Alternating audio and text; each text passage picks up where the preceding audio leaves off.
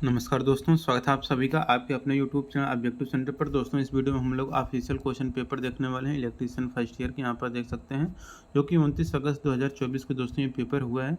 पिछले साल से काफ़ी ज़्यादा क्वेश्चन रिपीटेड होंगे, तो आप लोगों को इसको अच्छे से पढ़ना है और आपके एग्जाम में जो भी क्वेश्चन बनेंगे आप लोग कमेंट बॉक्स में ज़रूर बताइएगा, ठीक है।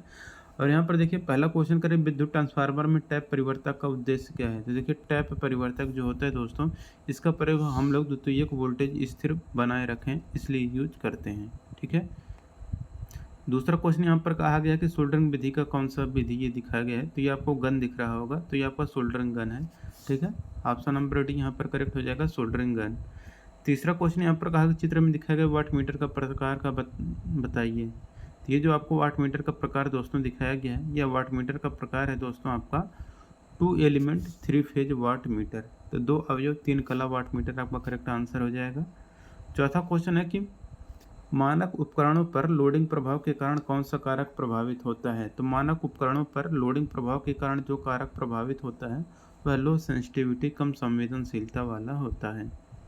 पांचवा क्वेश्चन है कि इलेक्ट्रिक बेल्स पर कौन सा विद्युत प्रभाव कार्य करता है। तो देखिए जो इलेक्ट्रिक बेल्स होता है इस पर जो विद्युत प्रभाव कार्य करता है वह आपका मैग्नेटिक इफेक्ट होता है, चुंबकीय प्रभाव आपका करेक्ट आंसर हो जाएगा। छठा क्वेश्चन है कि क्रिम्पिंग टर्मिनेशन का क्या लाभ है। तो देखिए क्रिम्पिंग टर्मिनेशन का जो लाभ है वो है कि ढीला कनेक्शन से बचना।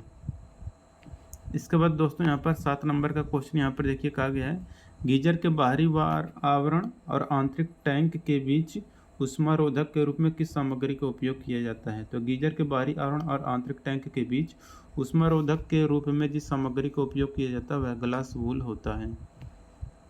8 नंबर क्वेश्चन है, भारत में एसी आपूर्ति की मानक आवृत्ति क्या है। देखिए भारत में एसी आपूर्ति की जो मानक आवृत्ति होती है वह 50 हर्ट्ज होती है। 9वां क्वेश्चन कि फ्लैशर की वर्तमान वहन क्षमता क्या है यदि प्रत्येक पंक्ति में करंट 100 मिली एम्पियर है।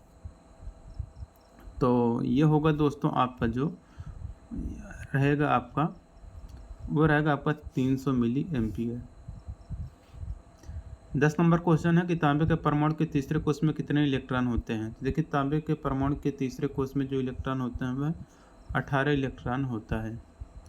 11 नंबर क्वेश्चन है कि क्रैकल परीक्षण में नमी युक्त ट्रांसफार्मर तेल को कौन सा संकेत दिया जाता है। तो देखिए क्रैकल परीक्षण में नमी युक्त ट्रांसफार्मर तेल में जो संकेत दिया जाता है वो रहता है एक कर्कश ध्वनि सुनाई देता है। तो यहाँ पर आपका करेक्ट आंसर हो जाएगा। 12 नंबर क्वेश्चन है कि थर्मल ओवरलोड सुरक्षा के लिए सर्किट ब्रेकर में किसका उपयोग किया जाता है।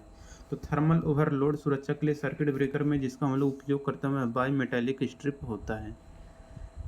13 नंबर क्वेश्चन है, कौन सा उपकरण सूर्य के प्रकाश को विद्युत ऊर्जा में परिवर्तित करता है। देखिए जो उपकरण सूर्य के प्रकाश को विद्युत ऊर्जा में परिवर्तित करता है वह आपका फोटोवोल्टाइक सेल होता है। ऑप्शन नंबर बी करेक्ट हो जाएगा।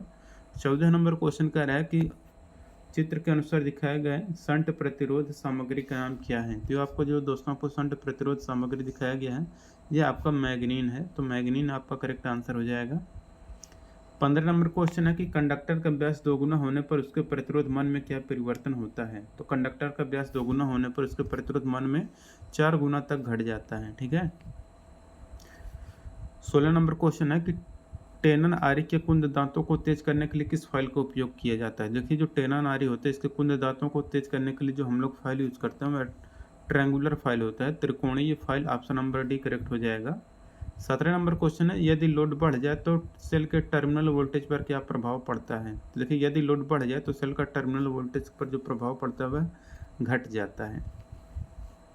18 नंबर क्वेश्चन है, विद्युत उपकरणों में प्रयुक्त सहायक उपकरण का नाम क्या है। तो ये जो आपको उपकरण दिखाया गया है यह उपकरण दोस्तों आपका कहलाता है यहाँ पर कि iron connector with direct entry, सीधे प्रवेश के साथ लौह संयोजक। ऑप्शन नंबर डी करेक्ट हो जाएगा।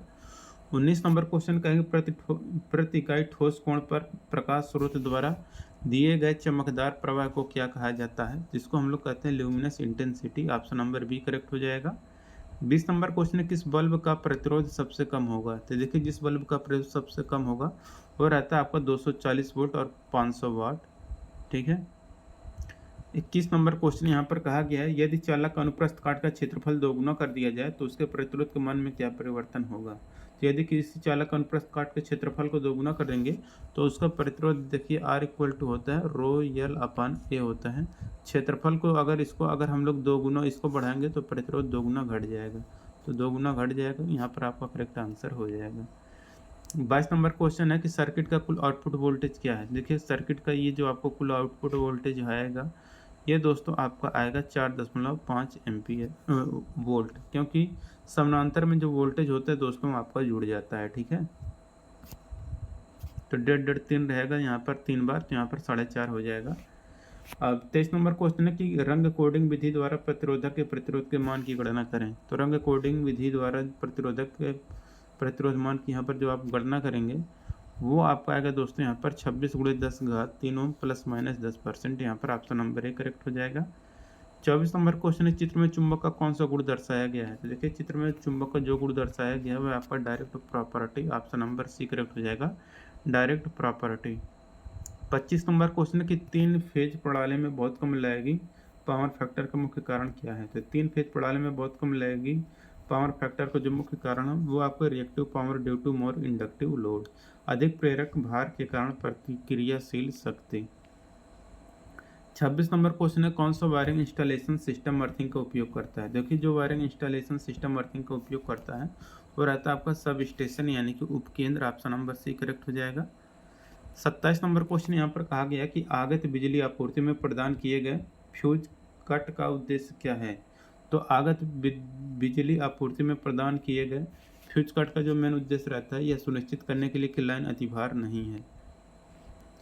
28 नंबर क्वेश्चन है कि RLC श्रेणी परिपथ की प्रतिबाधा जेड की गणना करने के लिए किस सूत्र का उपयोग किया जाता है। ये जेड इक्वल टू रहता है √r² + XSL - XC का होल स्क्वायर हो जाएगा। 29 नंबर क्वेश्चन यहाँ पर कहा गया कि विद्युत की मात्रा का सूत्र क्या है। तो देखिए विद्युत की मात्रा का सूत्र होता है Q इक्वल टू IT। तो I मतलब आपका करंट, T मतलब टाइम होता है।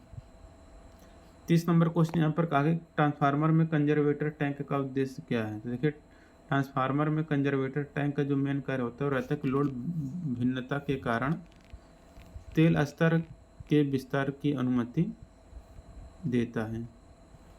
31 नंबर क्वेश्चन यहाँ पर कहा गया यदि लाइन वोल्टेज VL है और लाइन धारा IL है और फेज एंगल थीटा है तो 3 फेज पावर की गणना करने का सूत्र क्या होगा। तो ये होगा P = √3 VL IL cos theta. 32 number question है कौन सा पदार्थ अनुचुंबकीय पदार्थ है। जो कि जो पदार्थ अनुचुंबकीय पदार्थ है वो है आपका कॉपर यानी कि तांबा। 33 नंबर क्वेश्चन है कौन सी विद्युत सामग्री सामानों के सामान्य वर्गीकरण से संबंधित है। तो जो विद्युत सामग्री सामानों के सामान्य वर्गीकरण से संबंधित वह आपका है सीलिंग रोज। 34 नंबर क्वेश्चन है PPE की गुणवत्ता के लिए किन मापदंडों को पूरा किया जाना चाहिए। तो देखिए PPE की गुणवत्ता के लिए जिन मापदंडों को पूरा किया जाना चाहिए वह खतरों का सामना करने में सक्षम होना चाहिए, ऑप्शन नंबर बी करेक्ट हो जाएगा। 35 नंबर क्वेश्चन है कि यक्ष से चिन्हित भाग का नाम आपको बताना है। तो यहाँ पर दोस्तों जो आपको ये यक्ष पार्ट दर्शाया गया है ये जो है दोस्तों आपका कहलाता है लिंबों पर तारों की संख्या, ठीक है। तो लिंब पर तारों की संख्या आपका करेक्ट आंसर हो जाएगा। 36 नंबर क्वेश्चन है कि 3 फेज सिस्टम में यदि फेज वोल्टेज 240 वोल्ट है तो लाइन वोल्टेज क्या होगा।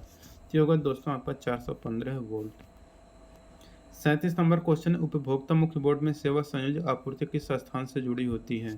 तो उपभोक्ता मुख्य बोर्ड में सेवा संयोजक आपूर्ति ये आपका एनर्जी मीटर यानी कि ऊर्जा मापी से जुड़ा होता है। 38 नंबर क्वेश्चन है कि व्हीटस्टोन ब्रिज में संतुलन की स्थिति में गैल्वेनोमीटर की रीडिंग क्या है। यह आपका दोस्तों नील डिफ्लेक्शन, शून्य विक्षेपण। अब देखिए यहाँ पर दूसरा क्वेश्चन है वर्कशॉप कैलकुलेशन एंड साइंस का। कह रहा है यहाँ पर 6 क्वेश्चन आए का देखने को आपको मिलेगा। यहाँ पर 0.0 का वर्ग क्या होगा। तो 2 अंक पे दशमलव स्क्वायर करेंगे तो ये 4 अंक पे दशमलव चला जाएगा।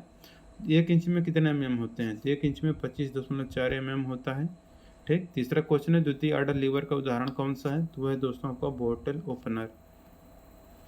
चौथा क्वेश्चन है कि वस्तु में निहित पदार्थ की मात्रा को क्या कहते हैं। तो वस्तु में निहित पदार्थ की मात्रा को हम लोग द्रव्यमान कहते हैं।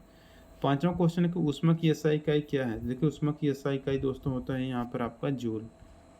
छठा क्वेश्चन है कि 0.00065 दशमलव भिन्न को साधारण भिन्न में बदलना है। तो यह आएगा 659 बट्टे यहाँ पर 1 के नीचे 6 जीरो यहाँ पर लग जाएगा, ठीक है, क्योंकि 6 अंक पर दशमलव है।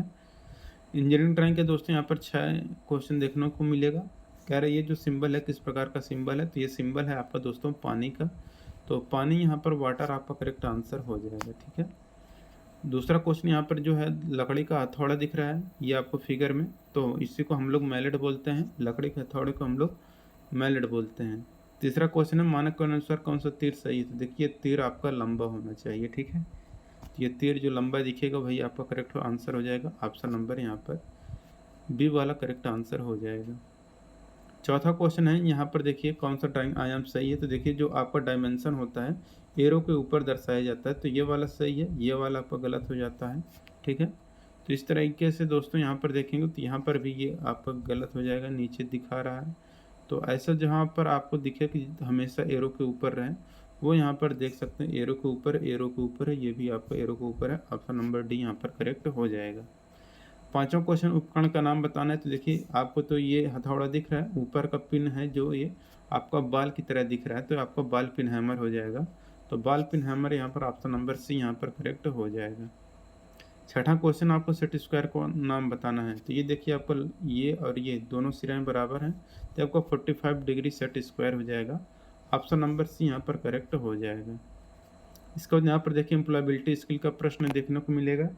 चौथा क्वेश्चन कहा गया कौन से एक अच्छा कार्यालय शिष्टाचार है, तो एक अच्छा कार्यालय शिष्टाचार वह है एक को औपचारिक रूप से पोशाक पहननी चाहिए। ऑप्शन नंबर ए करेक्ट हो जाएगा।